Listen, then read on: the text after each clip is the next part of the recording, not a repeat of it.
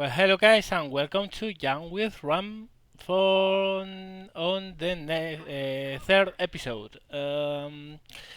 Remember, Young with Ram is the weekly video I put up answering your questions, the questions you put in the comment section of the previous Ram with Young video, and well, I try to address them or answer them the best I can. Doesn't mean I always can answer the best way possible, but I'll try. So, well, let's go and let's get started. First question. Ram, you said in the previous episode that you are a flight sim guy. What flight simulators did you play and to which degree?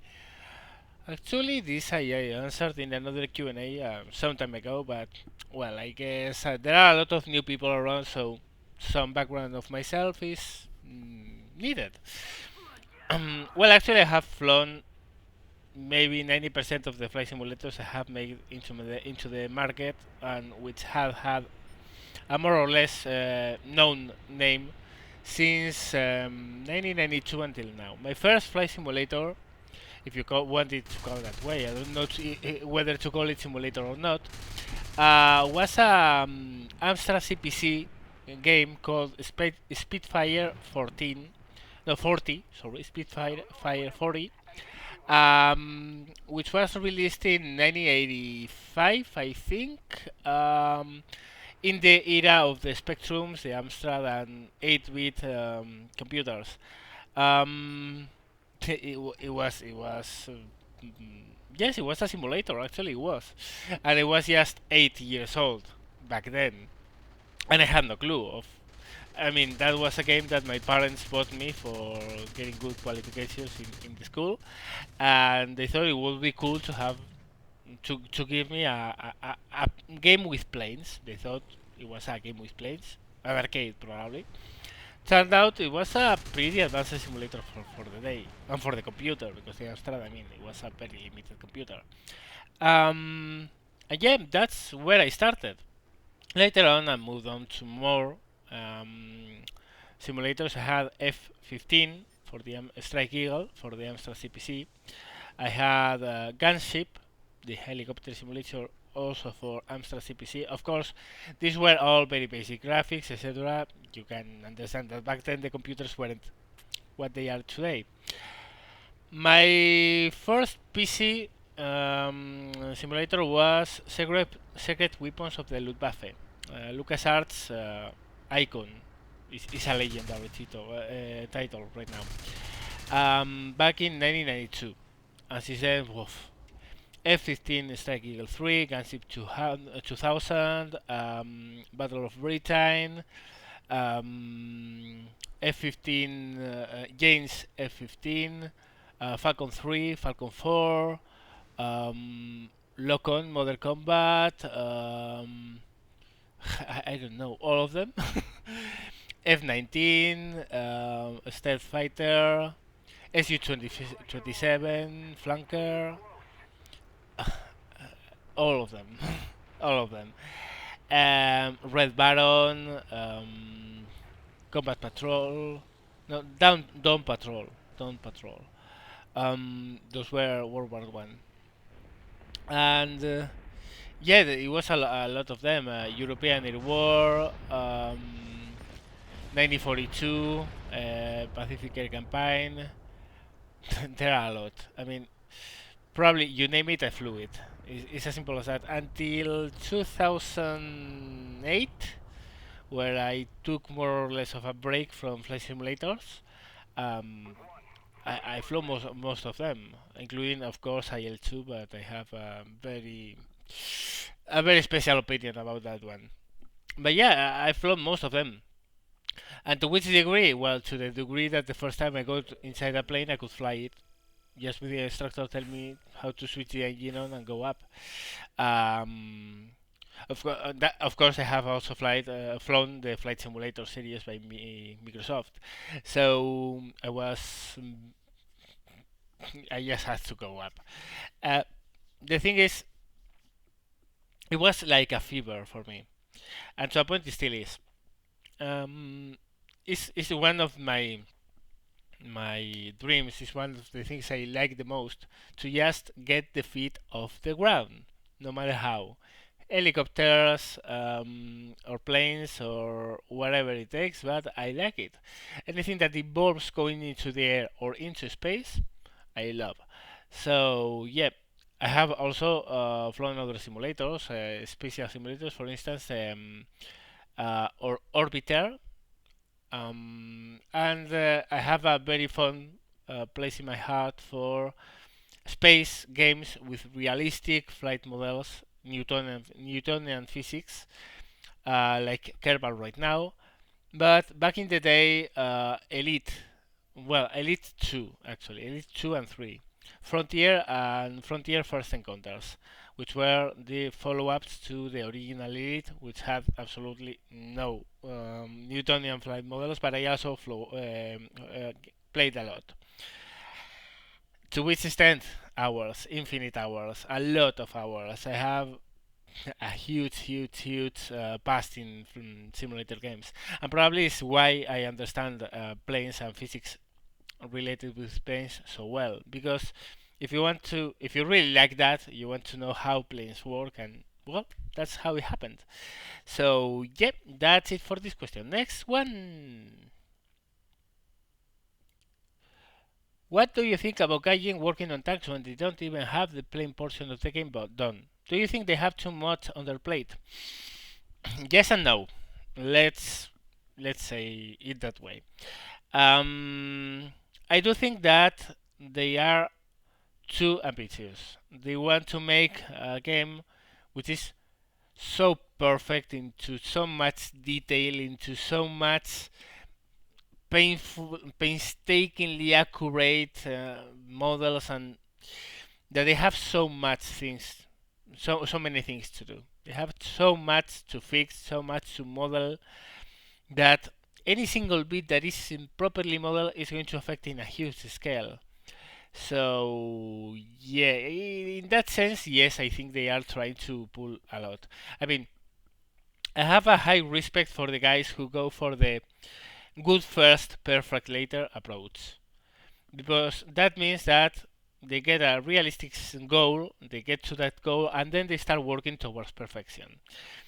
Gaijin is trying to do it all the way. They are trying to build the building. I'm not going to say starting from the roof, but they are trying to build all the building at the same time. Can it work? Oh yeah, it can work, but it's complicated, and it's not as easy as starting with a good foundation, building of the walls, building of the roofs, then just giving the finishing touches. The thing is, they are trying to make it overall at the same time, and I think in the planes, at least, they should aim for a less perfect approach and more optimal. So instead of let's do this, the most advanced, incredible, accurate representation of World War II air combat, they should go to for let's do this, a very good flight simulator. Let's do this, a very good game. And after we are there, we will work towards perfection. Um, but sky is the limit here, and they are trying to aim too high, and that means that they are going to find a lot of problems that they wouldn't do in a separate stage development. First good, then perfection. No, they are going for perfection by default. I don't know exactly if that's good or not, but of course that means that you are going to have problems along the way, and we are having problems along the way. But it's okay. As for the particular question, if tanks is going to affect plane development, I don't think so. The development team for tanks is different from the one for planes, and also realistic precision and realistic accuracy in tanks is not as susceptible to minor things like planes do. For instance, let's put it this way: we have a fighter plane, whatever. Let's call it the X plane. X plane historically had a climb rate of 20 meters per second, but in the game it has a, let's call it, 15% margin of error. That means that plane is currently climbing at 23, 24 meters per second, and that's huge. That's an incredible advantage for the tank. It's astonishing. It's going to perform too good for what it was. Let's say that X-Plane had a turn rate of a full turn, bank turn, in 20 seconds, and is overperforming by 10%. So it's going to do a full turn in 18 seconds. That's huge. That's a huge impact on the flight model. That's a huge impact on the game. That's a huge impact for the plane. Let's say that said plane is maybe 5% too fast, and instead of going at 500 kilometers per hour as the historical one does, it's actually going at 525 kilometers per hour. That's an incredible difference. That's huge. That's totally unacceptable. Let's put it this way. Well, let's move into tanks. Now let's imagine the Tiger 2 tank has a 15% better acceleration than the historical one. Who the hell cares? I mean, it's going to accelerate like a turtle anyway. Let's say that the Sherman has a 5% better acceleration or better top speed. Well, we are talking about 2 kilometers per hour. No one is going to notice. I mean, in tank models instead of flight models, they are much more easier to strike in a good balance. It's not easy by no means. It's no given deal. There will be things that will need to be fixed after they are released, of course. But I don't think most of the things will be such a big thing that they are right now in planes. Same for warships, to be honest. I think in those particular vehicles, ships and tanks, the thing is not as much as it's not as much as how fast the tank can go, how fast the ship can go, how good it accelerates, etc. It's more about the weapon systems, the armor, the accuracy of the guns, etc. In planes, it's all about performance. So I think so that's why I say yes and no to your question. I think they are aiming too high for the planes for their own good, but I don't think the tanks or the warships are going to have a huge impact into that. First of all, because I'm quite sure that it won't take as much work to make them accurate as it does with planes, and I'm also sure that having a totally different development devoted to tanks and warships is going to mean that planes will evolve exactly at the same rate they are doing right now. So, yeah, well, that's my answer at least. That's my take on it. So, let's go for the next question. Do you like football? What's your favorite football club? Well, I do like football, yes, of course. Not as much as I once did. I actually played football until I was 23 years old, but then my uncles say stop. I broke my right ankle when I was 15. A very complicated fracture. Was a lot of stuff involved, and since then I knew I was never going to make it big because with that kind of injury, not you're not even going to go past a medical in a big team. So well, I played as an amateur until I was 23. When I broke my left ankle exactly in the same way as I broke the other one. So I have two ankles which are pretty unstable. It's very funny to see me walking now and then because I don't have any lateral stability. I have my external ligaments in my ankles broken. So now and then when I go in the street, I go in a straight path and suddenly I do an S because I may go to one side to another one because I don't have proper balance in my ankles. Um, yeah, I like football a lot. I'm a Barca fan since I was a kid, since the times of Schuster, Maradona, that kind of stuff. My favorite player currently is Messi and Iniesta, both of them. So yeah, I do like football a lot. Not as much. I used to be a huge fan when I was maybe 18, 19 years old. Now yeah, I like it, but I'm not such a huge fan. I follow it. I see matches of or games of my team, which is Barca. I now and then see some other games from other teams, but not as much as I did back then in the day when I was maybe 20. And of course, I follow my national team, champions of the world. So yeah, that's it. Let's move on to the next question. Ron, what do you think about the release trees for War Thunder? For instance, the Germans are missing a 4-engine heavy bomber in the release tree. Henkel 177 is a really good candidate and it is not a papier plane. Over 1000 of them were made, so I don't get why it is in the release tree. I do think the release tree in the War Thunder are pretty good, to be honest. As for the lack of a 4-engine bomber in Germany, I honestly, personally, don't care. I don't fly bombers that much. But I'm sure there will be some. So yeah, no big worries about that. The Henkel 177 may not be yet in the release tree, but I'm sure it will make it into the final game at one point or another.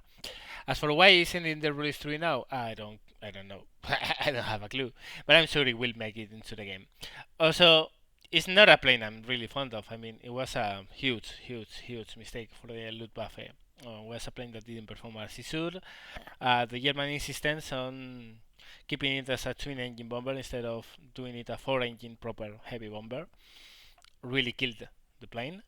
And yeah, I mean, the Henkel 177 is one of those planes that you like from an aerodynamic point of view. The plane was beautiful, but let's let's put it this way. Okay, the plane entered service in 1941, 1942. It was dubbed as the Flying Lighter by the Luftwaffe crews because it would catch randomly on fire. It was that bad. The engine was so badly designed, the mounting was so badly designed, the engine nacelle, that someone would think that the designer of the plane was actually Soviet or something like that. Because it was made, just looking at the design, it was made for fires. So they were back to the drawing board. They actually put the model at hold because those planes couldn't fly. They tried to fly them, but they would go on fire each time. So they worked out some of the problems with the engine nacelle, but they created some new problems. In the meantime, they swapped engines for a new engine, the DB 610. And well, evolution time passed, evolutions moved on, and they hit the A5 standard. With a DB6110, most of the problems with the engines solved. Well, that was theoretical. In early 1944, the Germans tried to do a retaliation bombing campaign against London. But of course, they didn't have the resources to pull a lot of numbers as the Americans or British were doing over Germany. But still, they tried. And they tried to bomb London during night and day. In one of the missions, in one of the sorties, there were, I think, 10 or it was 20 Henkel 177 bombers of the latest model, the one that was supposed to be reliable. From the 20, half of them had to return immediately because of engine problems. 5 of them didn't make it to the target because they had to turn in road because of engine troubles. And from the handful they arrived over London, one was shot down and the other delivered the bombs. So that's the how reliable that plane was at the apex of its performance. So that it is not in the release tree and not really it's not strange because that plane didn't perform very well. Will it make it into the trees? I'm sure it will. Will it have the engine problems? No, it would not. And that's the problem because a lot of people are going to complain that historical accuracy, well, this plane should catch on fire randomly. That's a balancing thing that, well, you stay safer by not putting the plane in. And besides, the Luftwaffe have some other bombers that also were very good. The Junkers 188, the Junkers 288, the Junkers 388, the Dornier 217 was a very good bomber. And simply said, Germany really lacked for engine bombers. None of them was operational. They have projects, they have prototypes, but no for engine bomber as bomber made it into combat with Germany. So I don't think that lacking one is so big of a deal. I mean, it was historically one of the problems with the Germans. The Soviets could also say the same. They had the P-8, which was a perfectly flyable four-engine heavy bomber, and it's not in the game yet. So well, just patience because I'm sure it will make it into the game, and well, as if I do think it's good or bad, I don't know. I don't. I mean, I can see why they might be reluctant to add it. I'll put it that way. So yeah, that's it for this question.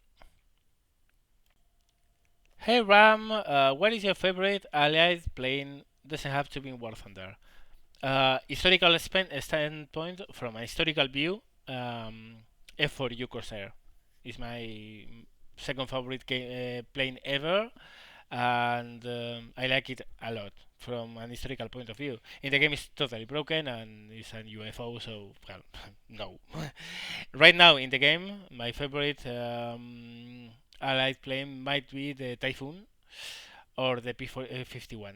I like the P51 a lot, a lot. It's very fast, perfect boom and summer. So yeah, Typhoon or P51 would be. So yeah, that's it. Next question.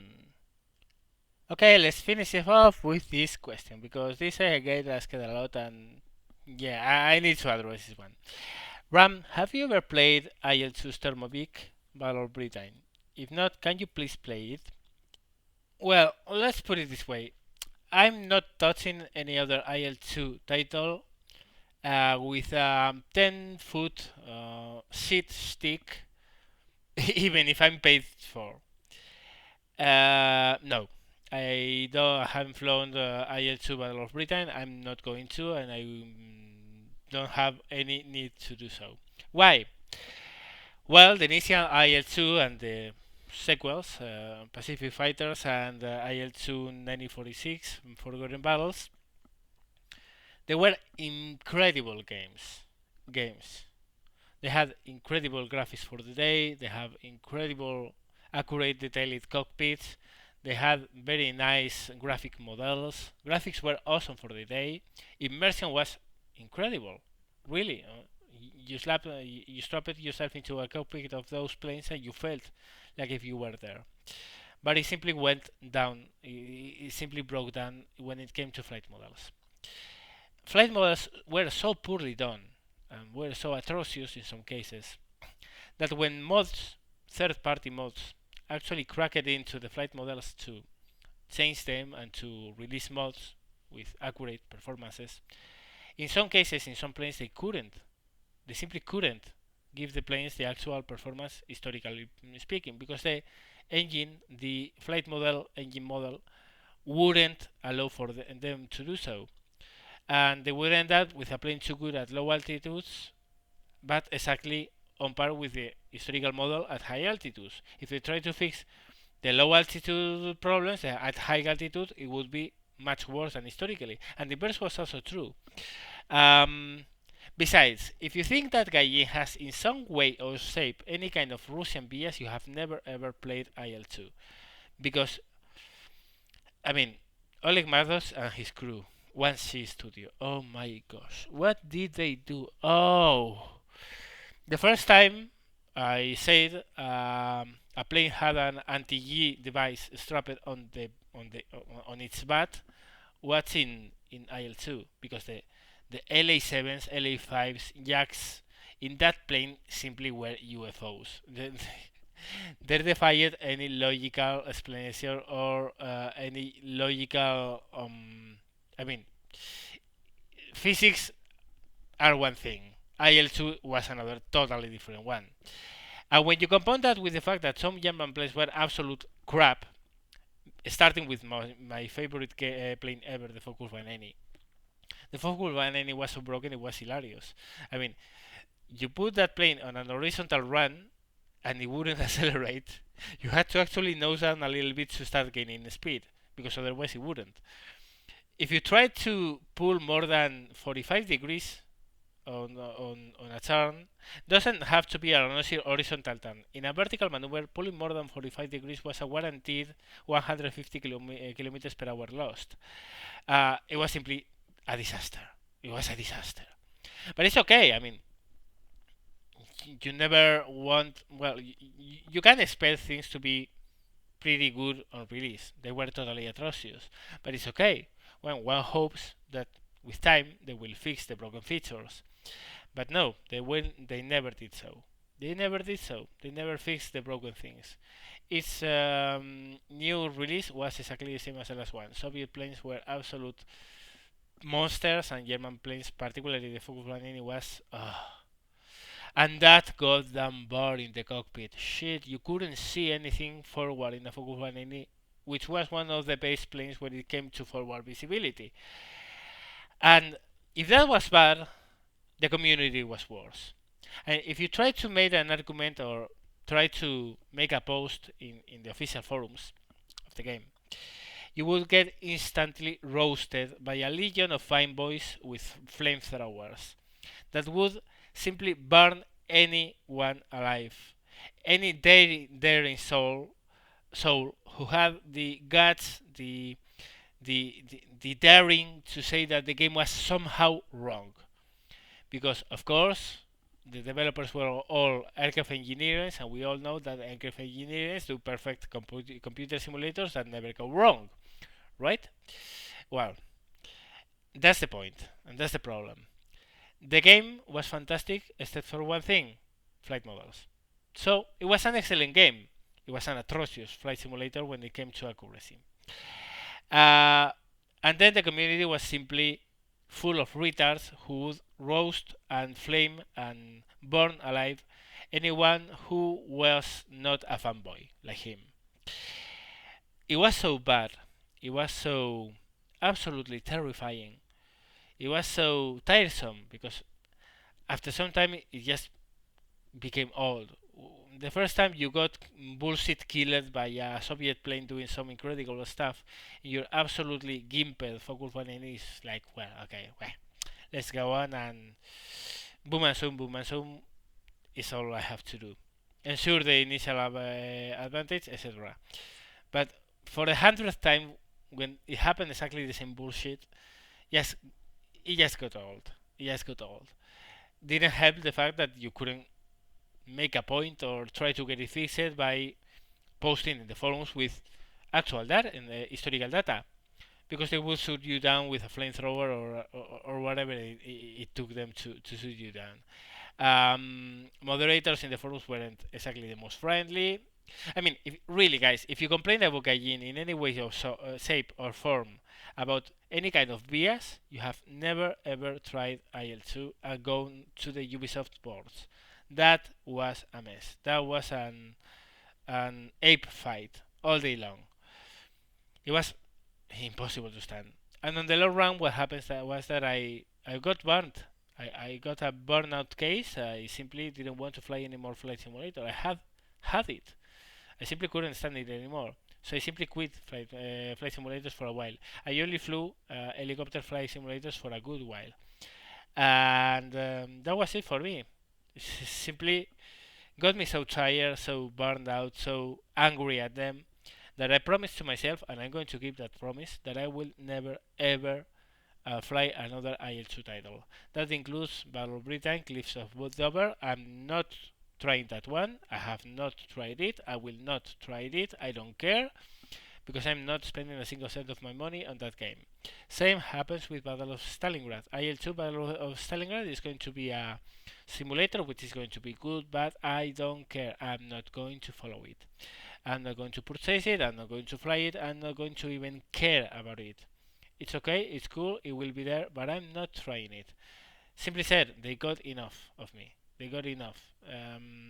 I was so burned out. I couldn't anymore. I couldn't stand it anymore. So yeah, that's it. IL2. I don't. I wish that title never existed, to be honest, because it did more wrong than good. But well, that's it for my stance on that particular issue. So, well, that's all for today's video and today's Jam with Ram. Remember to post up your questions in the comment section below to upvote those that you want to see answered by me in the next episode, next Monday. And as always, guys, thank you very much for watching and see you later.